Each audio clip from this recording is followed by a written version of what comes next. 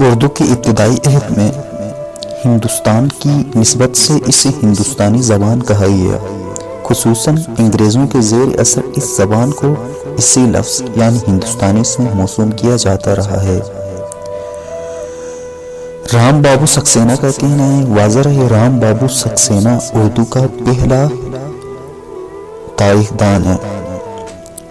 رام بابو سکسینہ نے لکھا ہے کہ جان گلکرائسٹ نے 1877 عیسوی میں سب سے پہلے لفظ ہندوستانی زبان اردو کے واسطے استعمال کیا، اور جب ہی سے یہ لفظ مروج ہو گیا، گویا اس کا پتہ قدیم کتابوں میں بھی ملتا ہے۔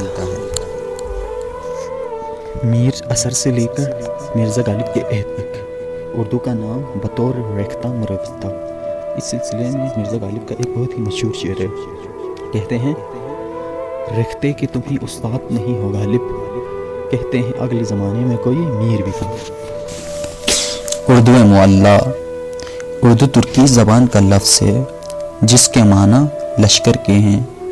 اس کے کئی دوسرے معنی بھی ہیں، مثلا بازار، لشکر، محل، خیمہ، شاہی قلعہ وغیرہ۔ بابر نے اپنی تزک یعنی ڈائری میں اردو کو لشکر کے معنوں میں استعمال کیا ہے۔ اکبری عہد میں اردو معلیٰ، اردو لشکر، اردو حضرت، اردو عالی اور ایسی تراکیب ہندوستان میں رائج تھی۔ شاہ جہاں نے جب شاہ جہاں آباد بسایا تو اس نے بازار کو اردو معلیٰ کا خطاب دیا۔ میر امن اردو زبان کے آغاز کی ذیل میں لکھتے ہیں، جب اکبر بادشاہ تخت پر بیٹھے تب چار